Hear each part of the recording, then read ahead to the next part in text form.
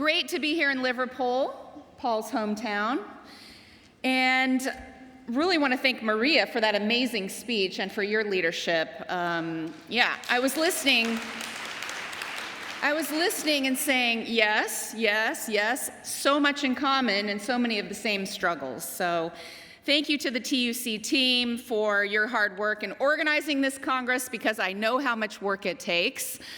And for your fight, your leaders, activists, organizers, the fight that you bring to the work in representing the working people and the families of the UK. You have a brilliant leadership team. I just want to say Paul Novak, who is someone I admire. He's a fierce organizer.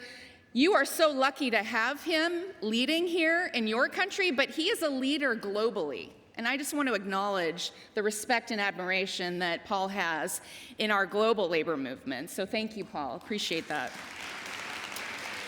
And with Kate, you make an awesome team. So I just want to say, I am honored to be here to stand with you on behalf of the 12.5 million working people in the United States, 60 unions.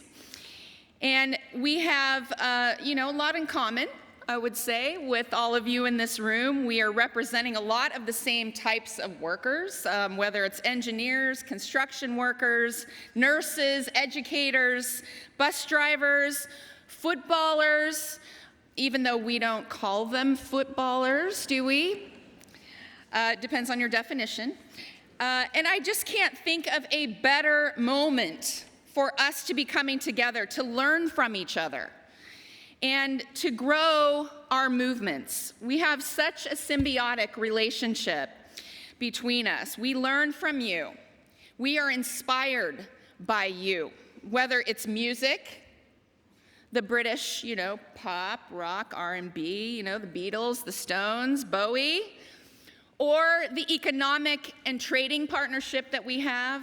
And now we're taking your lead on technology and artificial intelligence guardrails. You are on the cutting edge, and you are the closest of allies to us in the United States. So that is why I wanted to be here, because this is a pivotal moment for working people. No matter where you work, no matter where you live. And I travel a lot. I talk to workers in our unions. I also talk to a lot of workers that are not yet in unions. And here's what I hear, especially from those not yet in a union. The same things over and over. I need to make more money because of rising costs. I need a stable job. I don't feel good about my future. I wish I had some power over my work and my life right now. That same story is being told in both our countries, from Los Angeles to Liverpool, from Cleveland to Cardiff. For a long time, workers have felt powerless. Workers have been powerless. And all over the world, we've been up against the exact same forces. The same inequality, the same existential threats. We have CEOs handing themselves money at levels we have never seen before. Paul, what was your CEO to worker pay ratio again? What was it? 118 to 1. Guess what it is in the United States?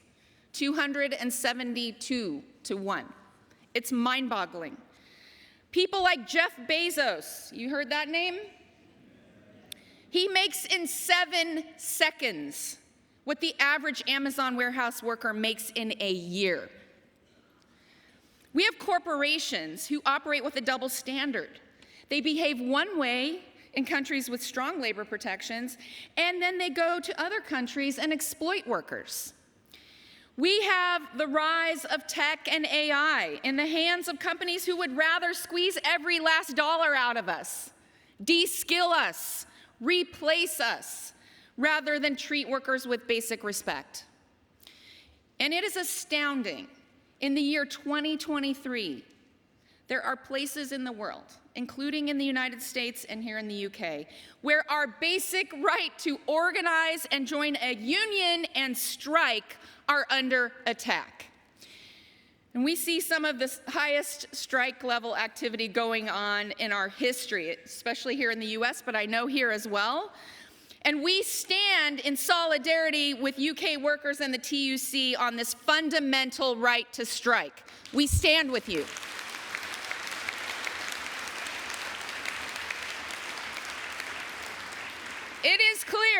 It is clear we are up against some powerful forces. But I stand here today more confident than I have been in a long, long time. Why? Why am I so confident? Well, because these challenges are uniting us. They are driving working people all over the world to our unions to find the solutions. And siblings, this is our time.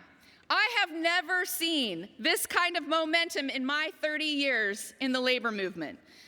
In the US alone, we have had more than 200 strikes this year.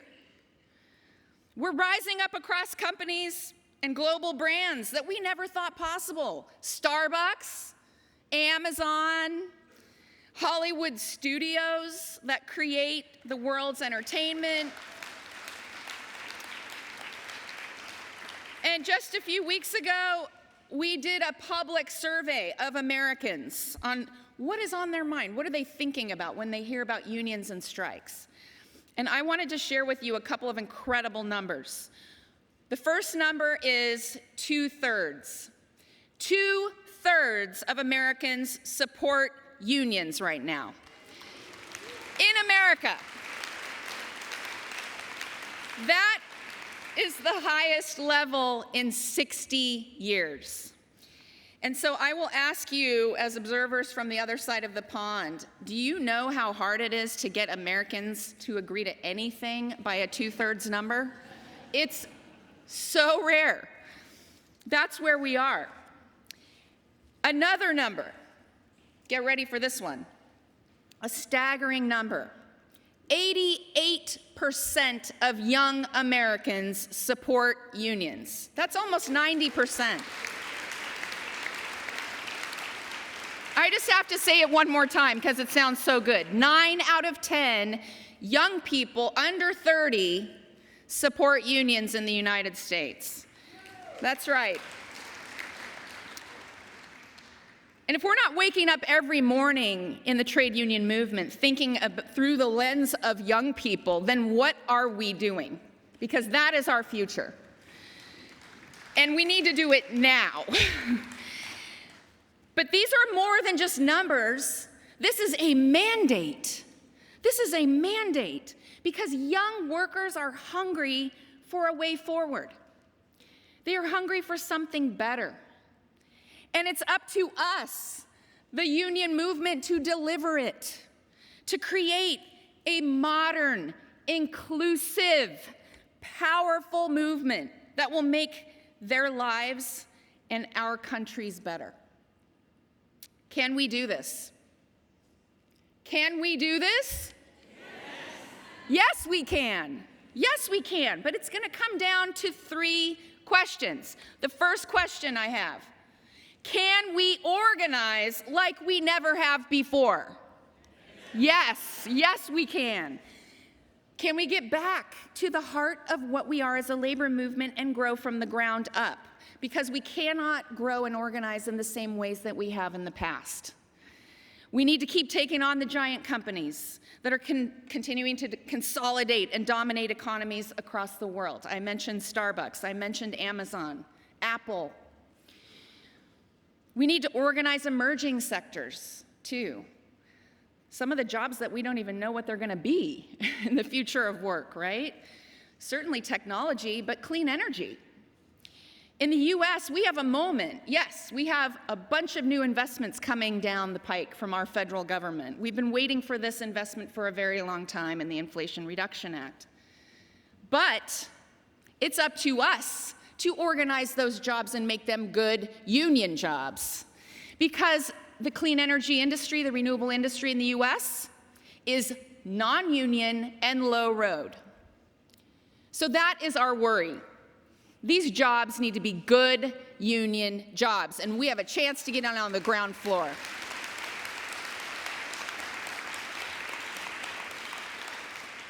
And we're organizing regions in the Deep South because of it, because we've never really had a strong foothold in a right-to-work southern part of the U.S.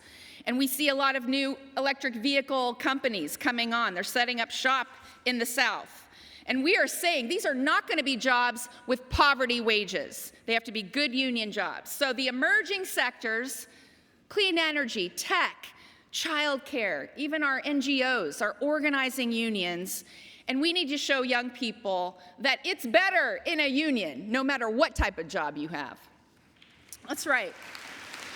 The second question, can we make sure that every worker has a say in the way that tech and AI shape our work? Can we make sure? Yes, we can. You've seen Hollywood on strike, SAG-AFTRA, WGA. When I walk the picket line with those workers, actors and writers, because they're workers, their signs aren't just about greed. They're about greed, but they're not just about greed. They're overwhelmingly about the sinister use of technology and AI by these studios. The idea that these writing jobs will soon be done by an algorithm, or that performers' likenesses can be done and monetized in perpetuity without compensating the actors for it, it's just an outrage. It is an outrage. And if they're coming for the most creative professions that we have, what does this mean for the rest of us? We need to take a stand. We need to define the future of work on our terms. We need to set the guardrails. And we're going to do it. We're going to do it on both sides of the Atlantic.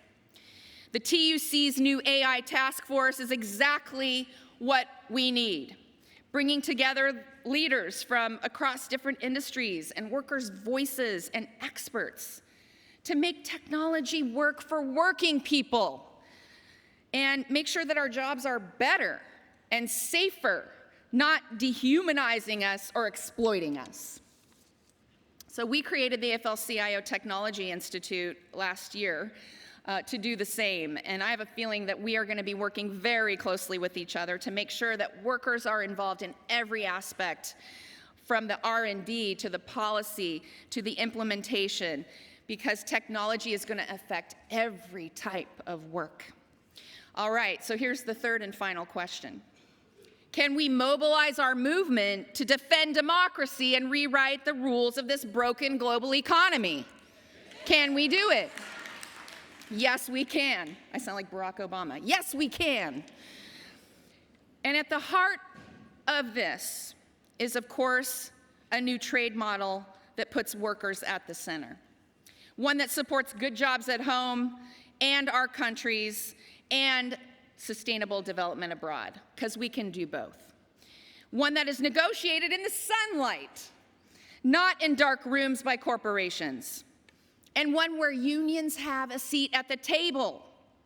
And of course, the right to strike is right at the heart of preserving our democracy. It is fundamental.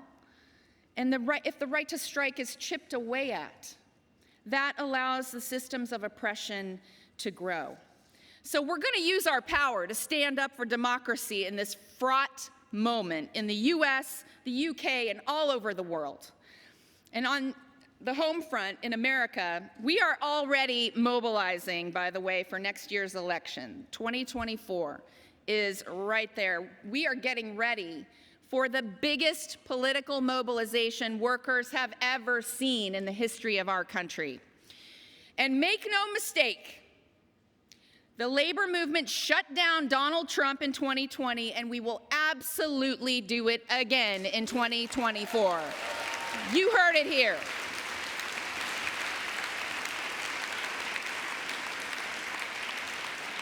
I feel your support. I feel your support. We have to go deep, though, because Donald Trump appealed to a lot of working people. Why?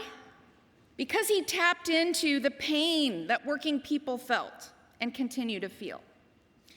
And that's how authoritarian figures rise. In the US and all over the world, they try to divide us along racial lines, class, immigration status, gender, you name it. And if we are to truly rid ourselves of authoritarianism, of fascism, of all those who would attack our rights, we have to be a political force in every election, at every level, every day, year-round. Year-round. We have to bring together workers of every age, background, orientation, race, documentation status. We are going to unite around our real enemies because we know an immigrant doesn't stand between you and a good job. A billionaire does. That's right. And we're taking on that work at home, and we're going to continue to stand with workers all over the world to protect democracies and protect democratic rights. It is fundamental because the story in this moment is clear. We have the power. We are on the rise. The people are with us. We can seize this momentum, and we can win together. So thank you, TUC, for bringing us together in solidarity. Thank you to every worker in this fight. Let's keep fighting forward together. Thank you.